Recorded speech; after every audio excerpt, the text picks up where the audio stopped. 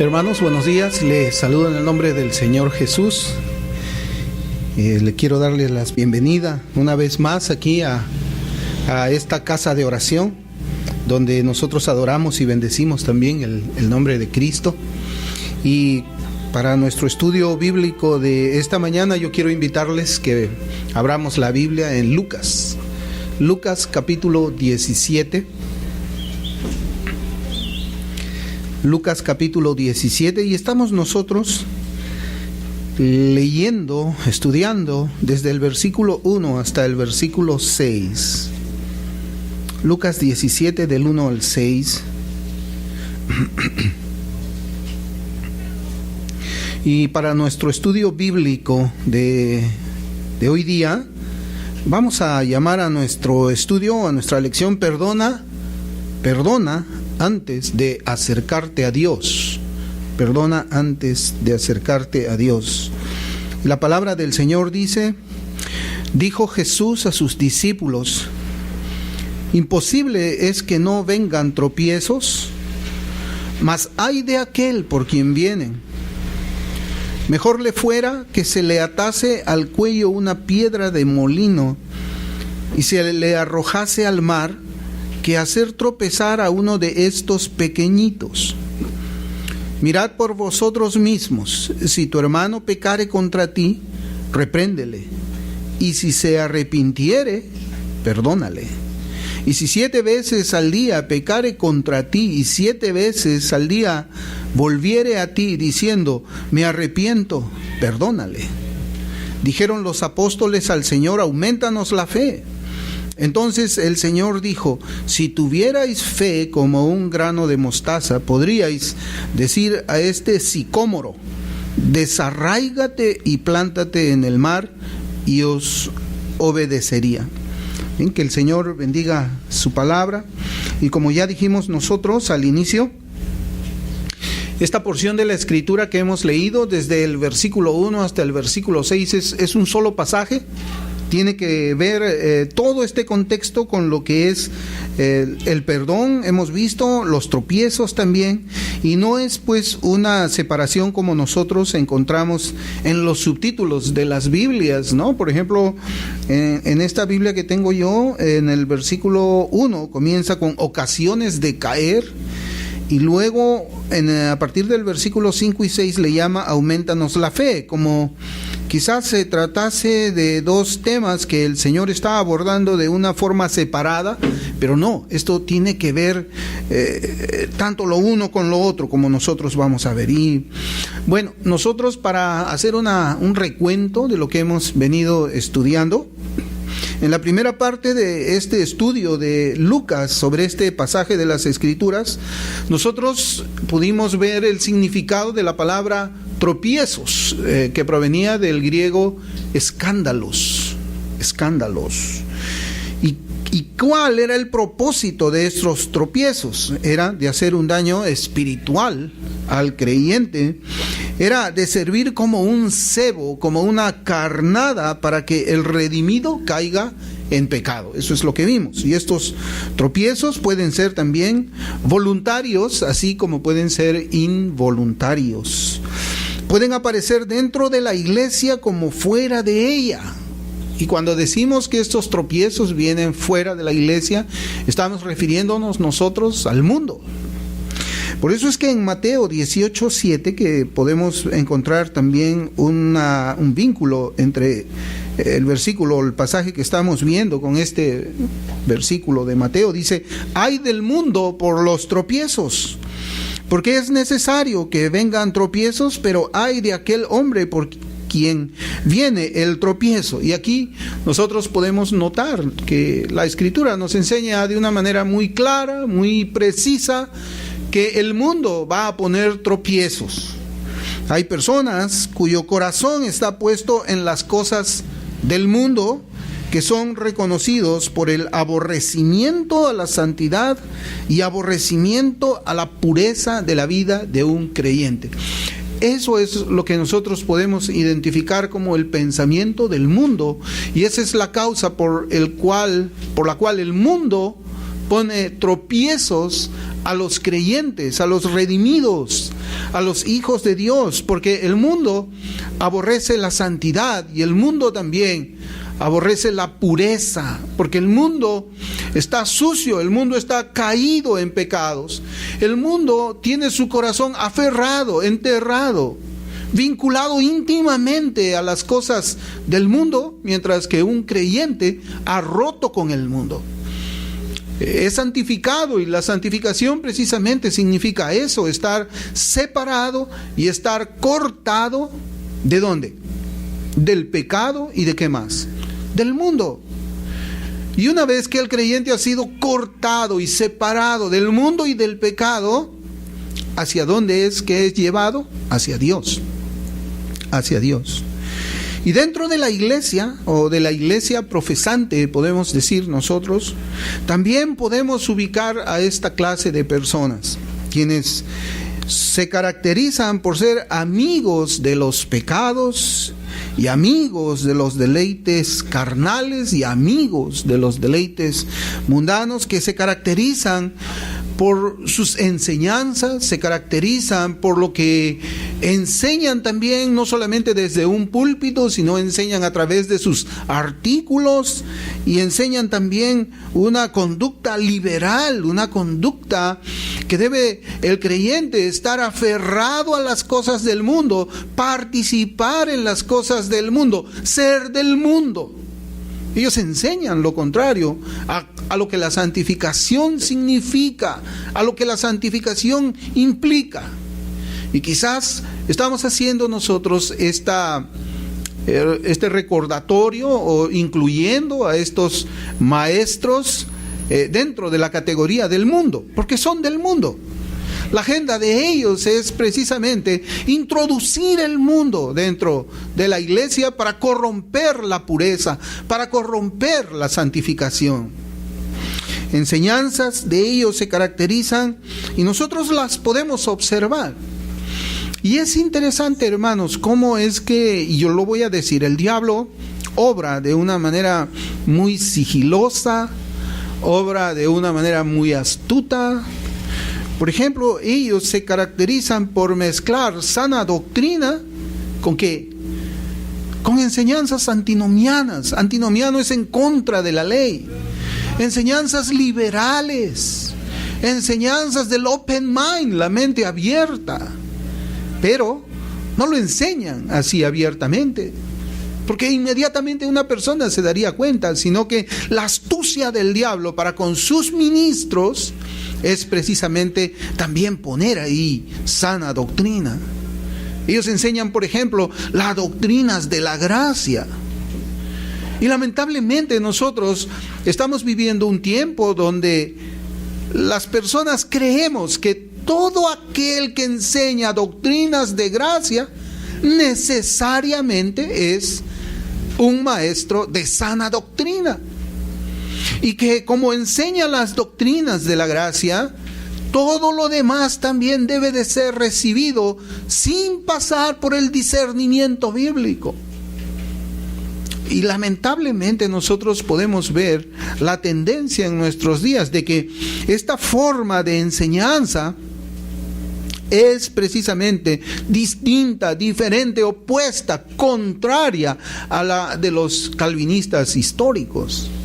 Y estas enseñanzas dicen, bueno, ellos, los antiguos, los que están muertos, los pilares de la reforma, ellos son los que se han equivocado.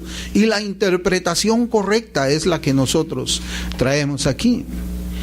Estos hombres que se identifican con el mundo, con la corriente del mundo, con la agenda del mundo, deberíamos decir tal vez la agenda del diablo, tienen enseñanzas como un noviazgo con tocamientos indebidos. Ellos rechazan el modelo bíblico de no citas. Enseñanzas como la unión de lo sagrado con lo profano. Enseñanzas como la del cristiano al cual se le permite beber alcohol. Enseñanzas que demuestran una unión de lo puro con aquello que el Señor llama llaga podrida en la Biblia. Y vemos que estas enseñanzas vienen de personas que se encuentran del ámbito al que pues en inglés se llama algo así como el evangelicalismo. Es una palabra que también se lee mucho en inglés, y el evangelicalismo lo que procura es hacer precisamente una diferencia entre lo evangélico y lo que es pseudo evangélico. ¿Y cuál es el principal objetivo de estas personas que, aunque se llaman creyentes, están en el mundo? Pues el objetivo de ellos es claro: pervertir los caminos de santidad que el Dios Santo ha trazado para su pueblo. Es una perversión que ellos tratan de sustentarlo con cada página de la Sagrada Escritura. ¿Acaso no son ellos los que traen estos tropiezos, carnadas y cebos para el pueblo del Señor? Por supuesto que son ellos. Por supuesto que sí. Y nosotros quizás podemos ver en iglesias que no tienen una sólida base confesional, donde los miembros no tienen esta base que nosotros por la gracia de Dios tenemos. Luego los vemos a nosotros, a ellos, a estas personas corriendo de acá por allá por cualquier viento de doctrina, hasta terminar perdiéndose y regresando al mundo a vivir una clase de cristianismo que los arminianos llaman el cristiano carnal, que tiene su contraparte también en la reforma falsa. ¿Cuál debe ser nuestra actitud frente a ellos? Hermanos, es difícil decir cuál debe ser nuestra actitud hacia ellos. Es difícil porque quizás lo primero que nosotros pensamos en nuestras mentes es compartirles el Evangelio. Hermanos, pero el problema es que ellos creen que son salvos. El problema es que ellos dicen: no, yo soy salvo, y cuando les predicamos el Evangelio se ofenden con nosotros, y la respuesta que nosotros podemos recibir de parte de estas personas son insultos, ofensas y tantas cosas más, porque evidentemente el cristianismo que nosotros vivimos es diferente al que viven ellos. Bueno, ellos, a pesar pues de su vida liberal, antinomiana, ellos piensan que son salvos. El diablo los tiene ya cautivos en su pensamiento y aún en sus acciones y todo lo que sus corazones se inclinan. Lo único que nos queda a nosotros, hermanos, es orar. Orar para que el Señor verdaderamente los salve, porque ellos son esclavos. Esclavos del pecado, son esclavos del mundo. Esa no es la libertad que Cristo promete en la Biblia, sino ¿cuál sería pues la diferencia entre su pueblo y el mundo? Dígame, ¿cuál sería? Ellos no pueden responder esta pregunta. ¿Dónde queda la nueva criatura de la que habla 2 de Corintios? De que el que está en Cristo es una nueva criatura y las cosas viejas pasaron. Pues en esta clase de iglesias las cosas viejas no pasan. Las cosas viejas se arrastran y se juntan con las nuevas, de tal manera que existe un cristianismo que es completamente distinto al de la Biblia, completamente distinto al de la iglesia primitiva y completamente distinto al de la reforma verdadera, al de aquellos llamado el siglo de oro de la iglesia. Pero ahora en nuestros versículos 3 y 4, mire cómo dice en Lucas. Dice: mirad por vosotros mismos. Si tu hermano pecare contra ti, repréndele. Y si se arrepintiere, perdónale. Y si 7 veces al día pecare contra ti, y 7 veces al día volviere a ti, diciendo: me arrepiento, ¿qué debemos hacer? Perdónale, dice. Ahora, hermanos, nosotros no podemos ignorar de que estos versículos se encuentran dentro del contexto de la enseñanza del Señor acerca de los tropiezos, Ahora, ¿qué clase de tropiezos puede traer un hermano en la fe a otro hermano en la fe? Y aquí nosotros debemos de procurar ubicarnos dentro de lo que es la iglesia local. dentro de lo que es la comunión de los hermanos en una iglesia específica, en una iglesia que es una familia específica, iglesia local como nosotros le conocemos, porque la iglesia es grande. Hay hermanos también que son parte del cuerpo de Cristo, que están en otros lugares aquí de Lima, están en otros departamentos de Lima, están en otros países, son hermanos en la fe. Pero cuando nosotros vemos que estas instrucciones del Señor tenemos que llevarla a la aplicación práctica de la iglesia local, porque no puede ser otra forma de aplicación. No podemos aplicar esto efectivamente, quizás más concretamente, a la iglesia universal, porque pues muchas veces no tenemos comunión con ellos. Pero aquí sí tenemos nosotros comunión, tenemos familiaridad, tenemos cercanía, somos una familia local espiritual. Bueno, podemos comenzar mencionando un tropiezo que es una doctrina que no es conforme a la sana escritura. Un hermano aquí de la iglesia puede ser que esté tal vez leyendo una literatura y el hermano no tiene discernimiento, y como no tiene un discernimiento, él comienza a recibir eso que está estudiando de una persona que no es ortodoxa, y termina quizás convencido y tratando de enseñar a los hermanos de una manera individual, no en el púlpito y también desde el púlpito. Eso sería poner tropiezo en el camino de un hermano, ya sea que se hace de una manera involuntaria, como también si se hace de una forma voluntaria. O traer esas doctrinas que nosotros hemos estado mencionando en este preámbulo, cuando decimos que las personas enseñan de que el noviazgo puede ser con tocamientos y besos y caricias. Y un hermano puede enseñar o puede comentar esas doctrinas aquí. Y eso es también traer tropiezo al hermano.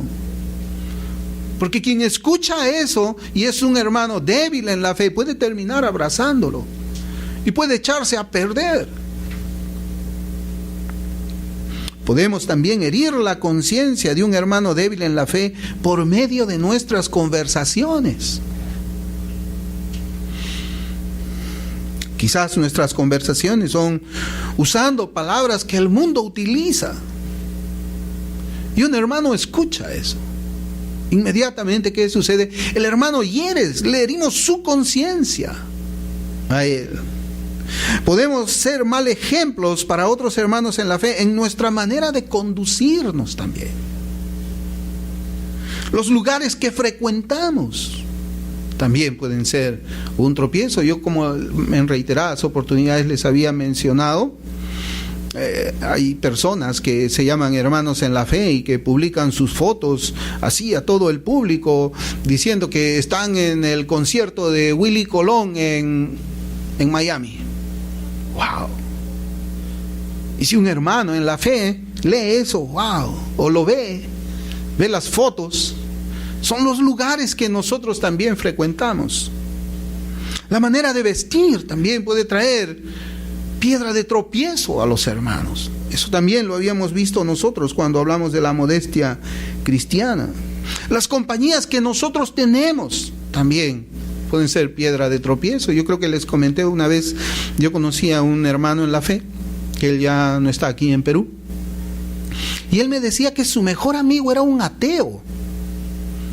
Su mejor amigo era un ateo, alguien que despreciaba a Dios, era su mejor amigo. Y eso es algo que pues a mi esposa y a mí, cuando nosotros éramos recién unos bebés, estábamos en pañales en la fe, pues nos rascábamos la cabeza y decíamos, ¿cómo puede ser su mejor amigo alguien quien rechaza la existencia de Dios? Ni amigo debería ser, ¿no? Porque bueno, las convicciones inmediatamente, pues hay un choque ahí de convicciones. Hermanos, hasta una respuesta brusca a un hermano, una respuesta brusca es también una carnada para que haya otra respuesta brusca. Usted se había puesto a pensar en eso. Aún nosotros, cuando nos hablamos entre nosotros mismos, debemos de hacerlo con mansedumbre, con amor. Y aun cuando existe, quizás, a veces podemos tener una diferencia en alguna doctrina que estamos estudiando, pero esa diferencia debe de ser comunicada ¿cómo?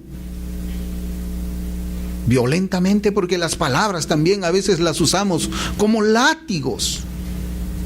No, eso también es una ofensa, hermano. Eso es una carnada. No solamente para quien escucha, sino también para quien le hablo, sino también para los que nos están escuchando. ¿Cuántas veces nosotros nos reunimos y compartimos qué es lo que estamos aprendiendo, lo que estamos estudiando?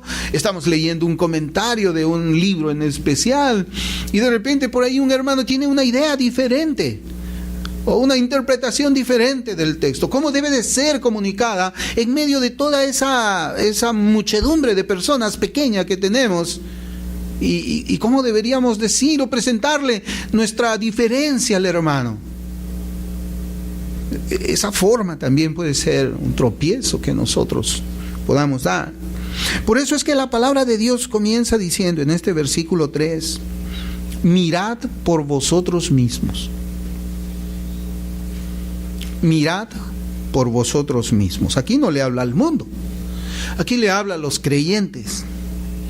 Y la Biblia, yo tengo acá 3 traducciones, hermanos, porque cuando leemos así en inglés, quizás esa traducción es un poco más así precisa del texto, ¿no?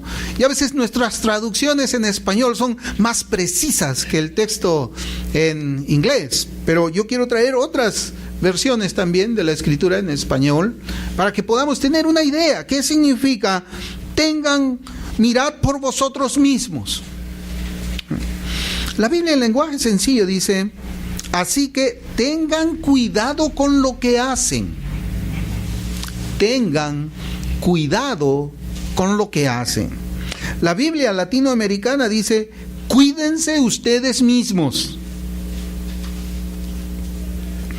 Y la Biblia Serafín de Aucejo del año 1975 dice: tened pues cuidado de vosotros mismos.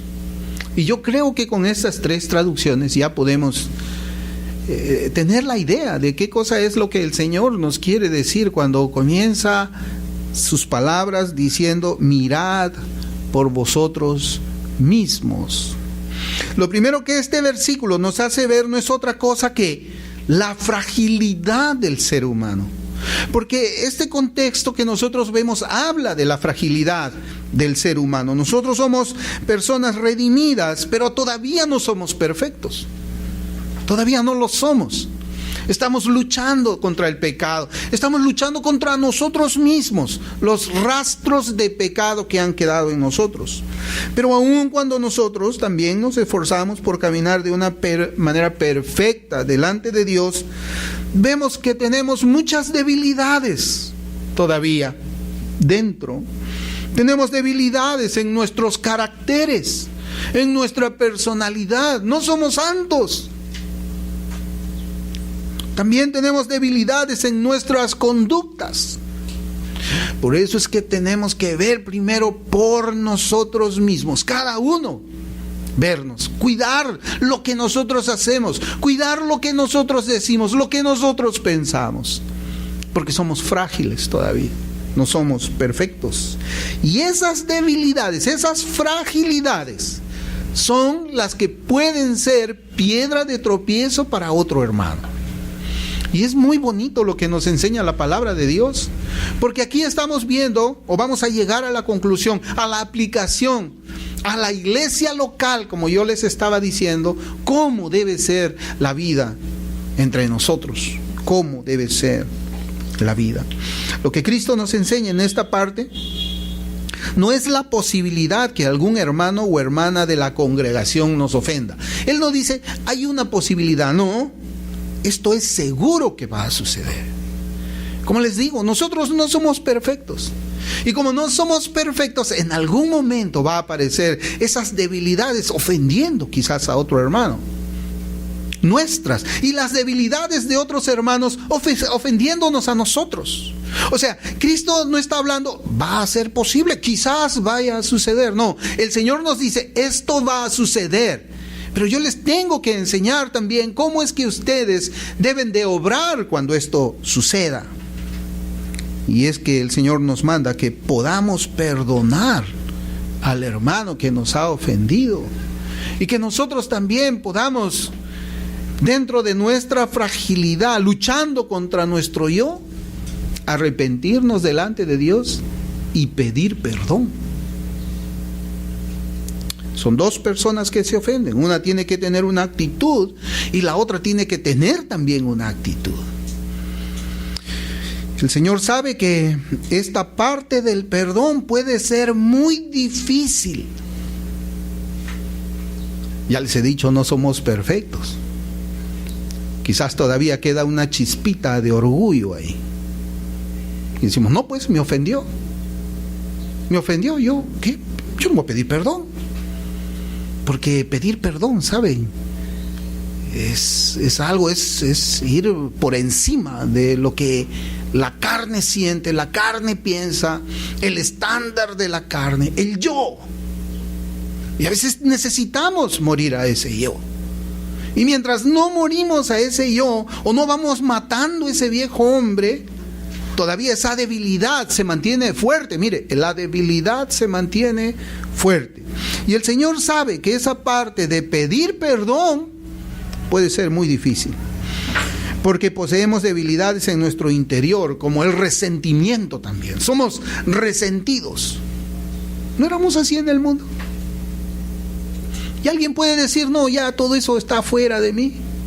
Yo ya no soy resentido, ya no tengo orgullo. ¿Alguien puede decir eso?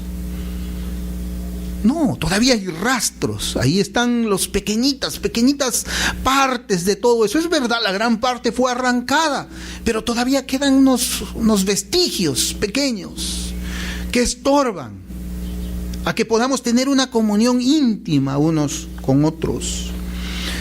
Por eso es que esto no debería ser así, y el Señor, fíjense que nos enseña esto también del perdón en diferentes pasajes de las Escrituras. Por ejemplo, vamos a abrir Mateo 5.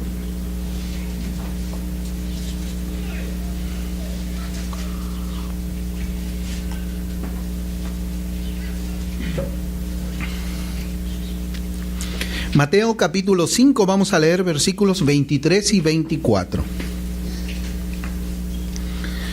Y este es un pasaje muy hermoso también, que el Señor lo enseña y que vamos a ver cómo tiene relación con lo que estamos estudiando en Lucas. Mateo 5, 23, 24. La palabra del Señor dice, por tanto, si traes tu ofrenda al altar y allí te acuerdas de que tu hermano tiene algo contra ti, deja allí tu ofrenda delante del altar y anda. Reconcíliate primero con tu hermano y entonces ven y presenta tu ofrenda. Qué interesante, hermanos. Pero ¿qué pasaría si en nuestro corazón tan terco presentamos nuestra ofrenda sin antes habernos reconciliado con nuestro hermano? Estamos yendo a presentar nuestra ofrenda, nos acordamos que tenemos algo con el hermano, con la hermana, ignoramos eso que nuestra conciencia nos dice y dice, igual no, yo igual voy a presentar mi ofrenda. ¿Qué pasaría? Bueno, externamente se verá que tal persona está adorando a Dios, pero ¿qué es lo que Dios ve? ¿Qué es lo que Dios ve? Porque nosotros no podemos ver el corazón de cada uno de los que venimos a adorar aquí. Y tal vez también exista, ¿no?, algún rencor contra un hermano que quizás no está aquí en la iglesia. Un hermano con que conversamos de otra iglesia, y de repente yo me acuerdo, aquí estamos bien, todos estamos en armonía.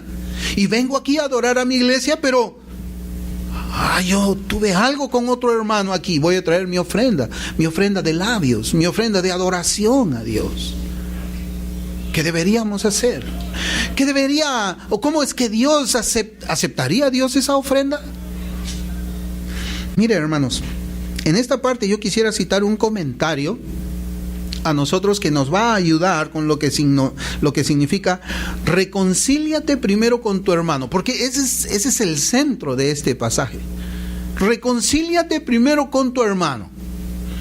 Yo quiero traer el comentario de Albert Barnes y qué es lo que él dice.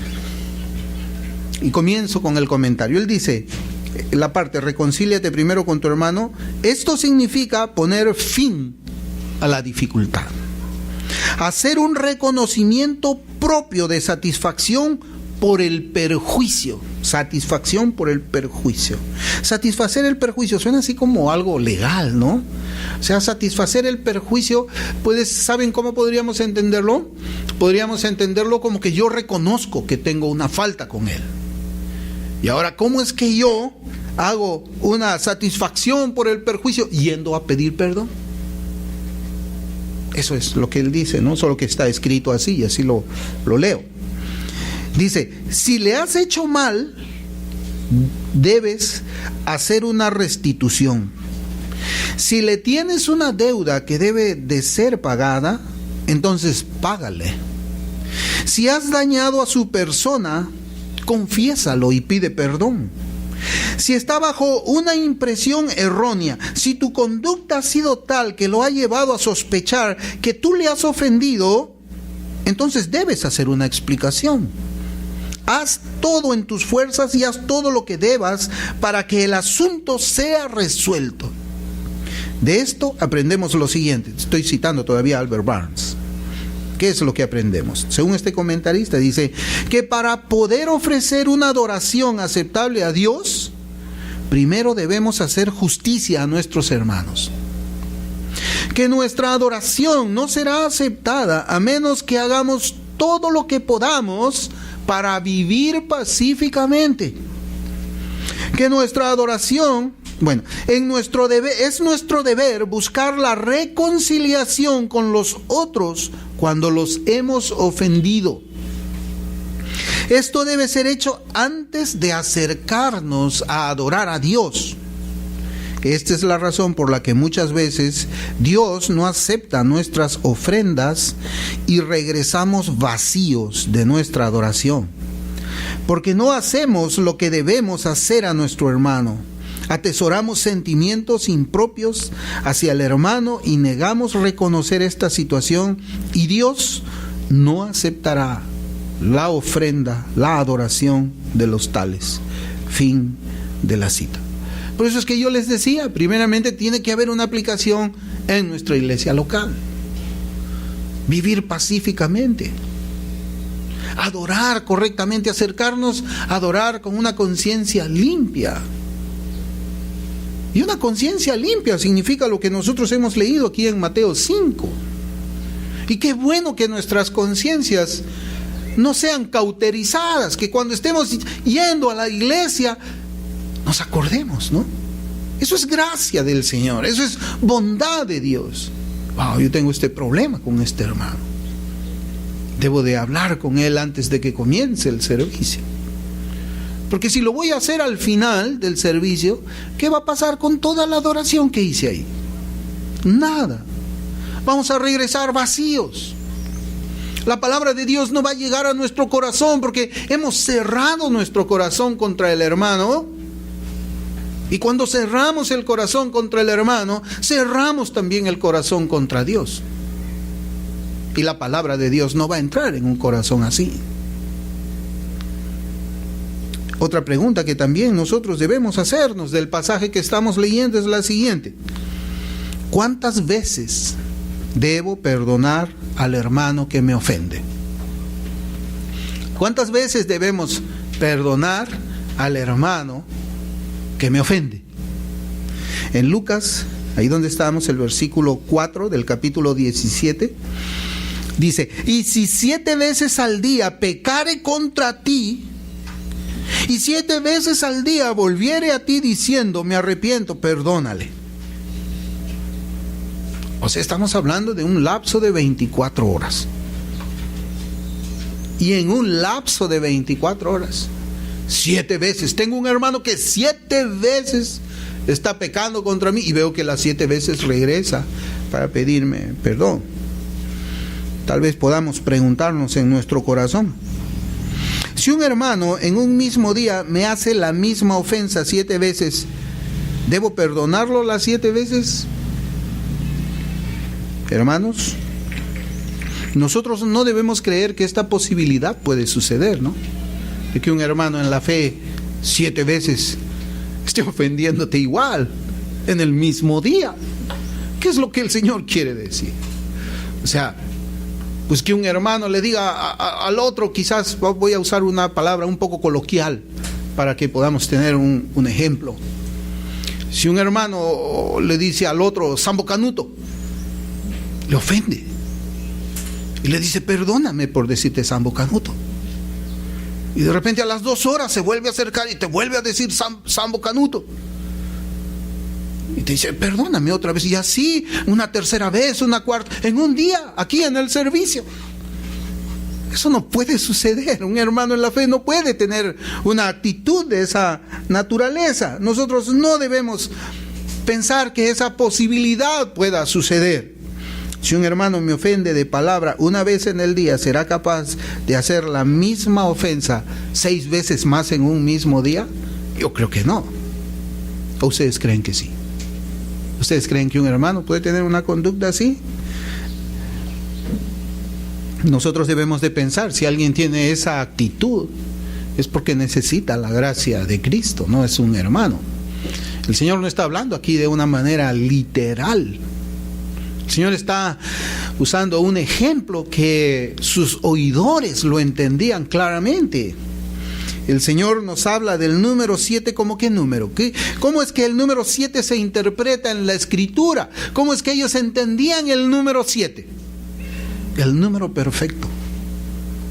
El número perfecto. O sea, tienes que perdonarlo cada vez que Él venga a ti. No necesariamente va a ser así. Pero también vamos a ver por qué es que el Señor dice si 7 veces peca contra ti en un día. Por ejemplo, los judíos enseñaban que se debía perdonar a otro israelita. O sea, un israelita tenía que perdonar a otro israelita que lo ofendía solamente hasta 3 veces. Esa era la tradición. Una 4ª vez ya no hay perdón. O sea, si el israelita venía, perdóname, no, ya te perdoné 3 veces, una 4ª vez me ofendes, ya no te voy a perdonar. Eso era la tradición de los judíos. Por eso es que el Señor habla así. El Señor estaba rompiendo los esquemas, esos parámetros equivocados que la clase religiosa de su tiempo estaba enseñando al pueblo de Israel. Lo que el Señor nos quiere enseñar es que nuestra misericordia hacia los otros redimidos deben ser las veces que sean necesarias. Las veces que sean necesarias. Y Cristo es nuestro ejemplo de perdón, hermanos. Cristo es nuestro ejemplo de perdón. Y podemos comenzar también preguntándonos, para desafiarnos nosotros, para romper esos rastros de orgullo, de resentimiento que todavía quizás puedan haber entre nosotros. ¿Cuántas veces al día pecamos contra el Señor? ¿Cuántas? ¿Una nomás? 2 veces, 7 veces, 10 veces. De verdad, mejor agachamos la cabeza y nos quedamos callados. Y de todas las veces que pecamos contra el Señor, ¿cuántas veces Él nos perdona? Nos perdona 3 veces nomás. No, Él nos perdona de una manera perfecta. Y si nosotros entendemos esto, hermanos, tiene que quebrar ese resentimiento, ese pecado, porque es pecado de resentimiento. Ese orgullo también debe de ser quebrantado por el ejemplo que el Señor Jesús nos da. El Proverbio 24:16, fíjense cómo dice la Biblia, hablando del número 7 y de los redimidos. Proverbios 24:16 dice: porque 7 veces cae el justo y vuelve a levantarse, mas los impíos caerán en el mal. Acá el número 7 no está diciendo solamente 7 veces va a caer, sino nos quiere enseñar que muchas veces va a caer el justo y que va a volver a levantarse. Hermanos, nosotros debemos pedir que nos perdonen teniendo en el corazón un arrepentimiento sincero. Esa es la otra parte también que nosotros debemos de ver en el perdón. Si es que yo he ofendido al hermano, debo de acercarme a él. ¿Con qué actitud? ¿Cómo es que deben ser mis palabras al hermano? El ir a pedir perdón debe de ser sincero. Por ejemplo, yo he ofendido a un hermano, la Escritura me confronta y debo de acercarme a él para pedirle perdón. ¿Cómo debo hacerlo? Yo me acuerdo cuando éramos niños, ¿no? Y le decíamos a nuestros hijitos, o cuando nuestro papá me decía, anda, pídele perdón a tu primo. Ay, anda, pídele perdón. O sea, éramos niños. Pídele perdón a tu primo porque le cayó esa piedrita que tú tiraste. ¿Cómo íbamos? Mira, primo, perdóname. Eso no era un pedir perdón de corazón, estábamos obligados, nuestros padres nos llevaban a la fuerza. Esa no es la forma como nosotros debemos de pedir perdón al hermano.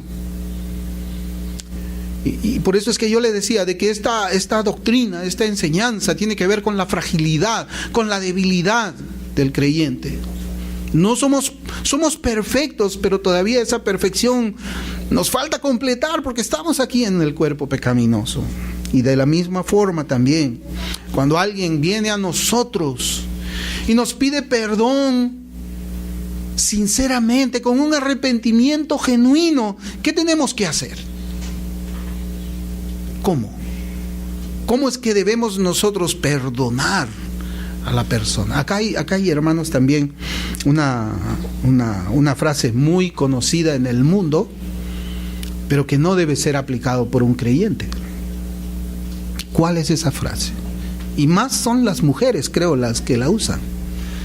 Yo perdono, pero no olvido. No, me equivoco, son más, o los varones. Bueno, yo nunca he dicho así.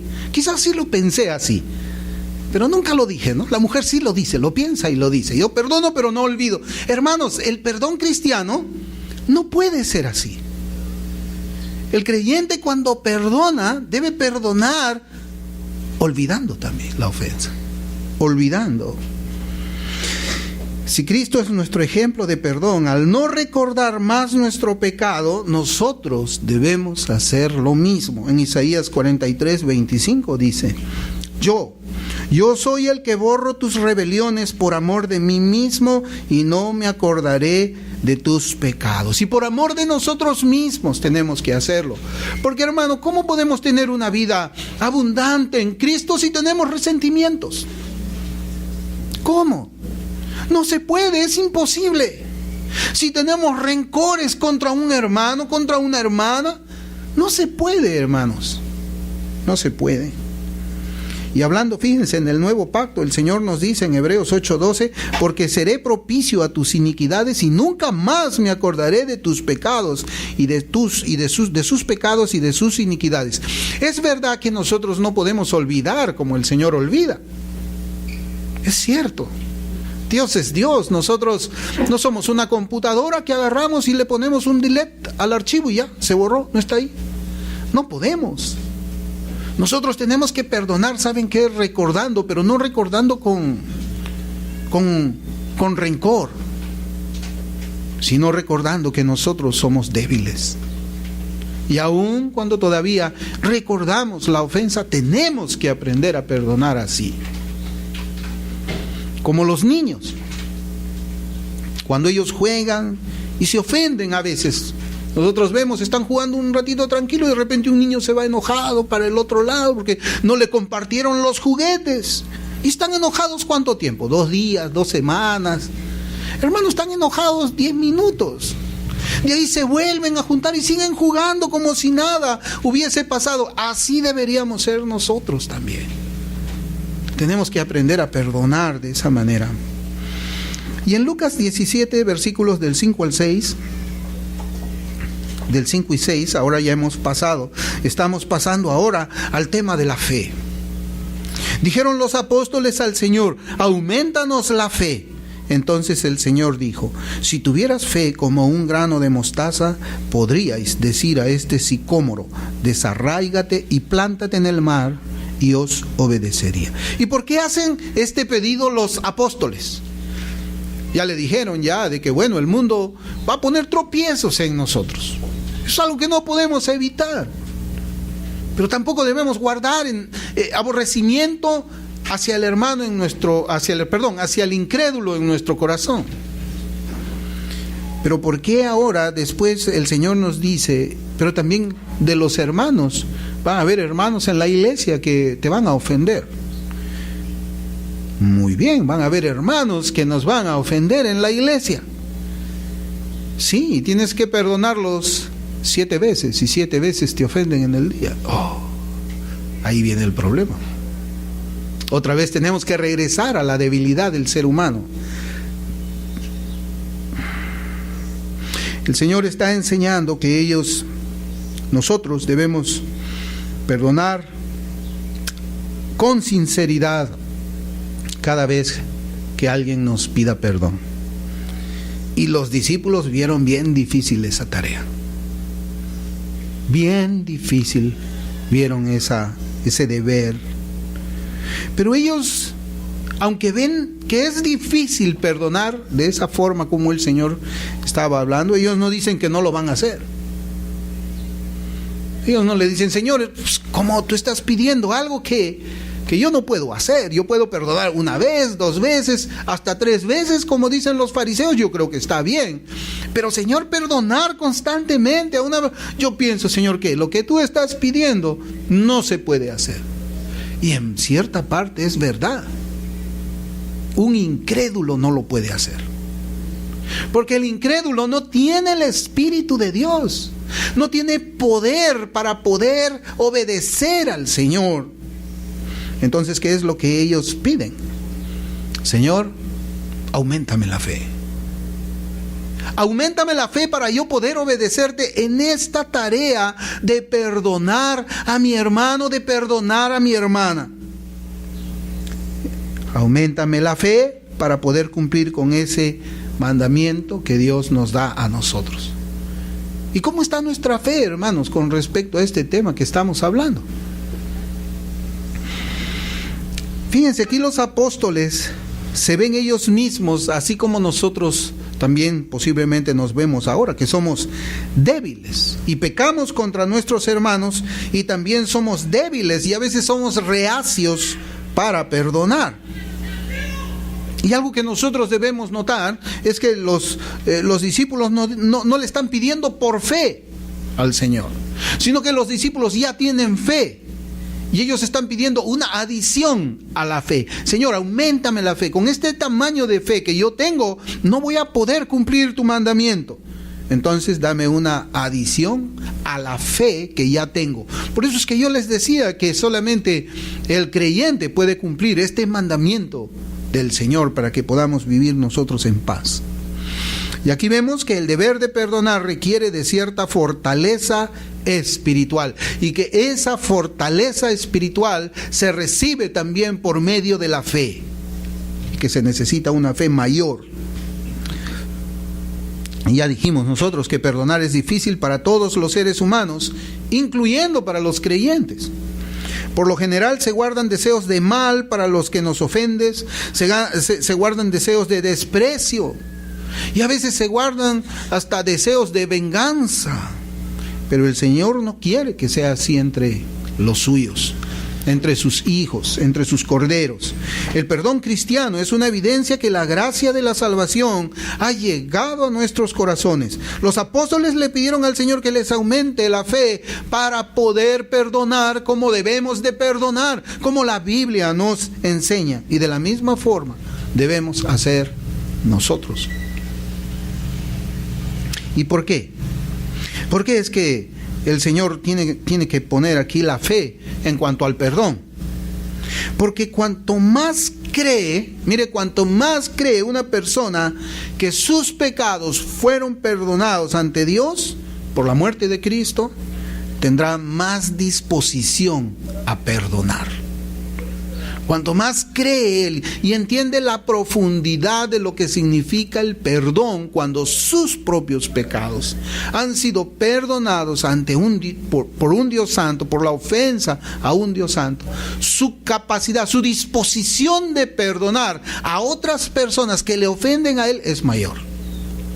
Por eso es que la fe está relacionada al perdón. Y dice aquí que la fe del tamaño de un grano de mostaza puede mover montañas. Así también, una fe del tamaño de un grano de mostaza moverá del corazón cualquier sentimiento de enojo o fastidio hacia el hermano o la hermana que ofende. Se necesita una fe chiquita, ¿no? El Señor cuando decía, ¿no?, de que el grano de mostaza era la semilla más pequeña, el Señor no estaba enseñando agricultura ahí, pues, ¿no?, porque sabemos de que hay semillas mucho más pequeñas. Pero estaba diciendo, ¿no?, quería comparar, mira, es una chiquito, es pequeñita. Y eso es lo que nosotros necesitamos para perdonar a un hermano. Y si nosotros no estamos perdonando al hermano, tenemos una fe muy pequeña. Por eso es que la pregunta es, ¿cómo es que estamos nosotros? ¿Cómo está nuestra fe? ¿Cómo está nuestra disposición a perdonarnos aquí unos a otros? A perdonarme a mí cuando yo ofendo a alguno de ustedes. Así como yo debo perdonar a ustedes cuando me ofenden también a mí. Porque yo también soy débil, yo también necesito que mi fe sea aumentada. Los apóstoles lo pidieron, con mayor razón yo también tengo que pedirlo, y sin ninguna vergüenza. Porque al contrario, yo voy a estar agradando al Señor en esto. ¿Cómo estamos nosotros? Si hemos ofendido a alguien, sea que la persona ofendida lo sepa o no, ¿le pedimos perdón? Si un hermano nos ha pedido perdón por la ofensa, ¿le hemos perdonado de todo corazón? Porque esas dos cosas son importantes. Hermanos, yo quisiera terminar leyendo este estudio, yo quisiera terminar leyendo el versículo 4, pero esta vez de la versión Palabra de Dios para todos. Dice: si tu hermano te hace algo malo 7 veces en un día, y viene 7 veces y te dice, perdóname, no lo volveré a hacer, perdónalo. Vamos a orar. Bendito Padre que estás en los cielos, gracias te damos, Señor, por tu palabra, gracias por todo lo que tú nos enseñas, Señor. Todos esos deberes y tareas que nosotros como ovejas de tu prado debemos obedecer, Señor. Las ofensas vienen dentro de nosotros mismos, muchas veces sin darnos cuenta, Señor. Ofendemos y otras veces también lo ofendemos también dándonos cuenta, Señor.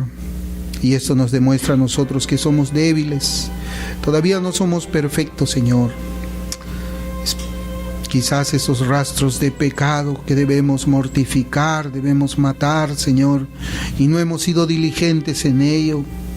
Señor Santo, te queremos pedir perdón en esta mañana, si es que no hemos estado actuando conforme tu mandamiento, pero Señor, ahora tú nos has enseñado esta mañana que es cómo debe ser el actuar tanto de la persona ofendida como del que ofende.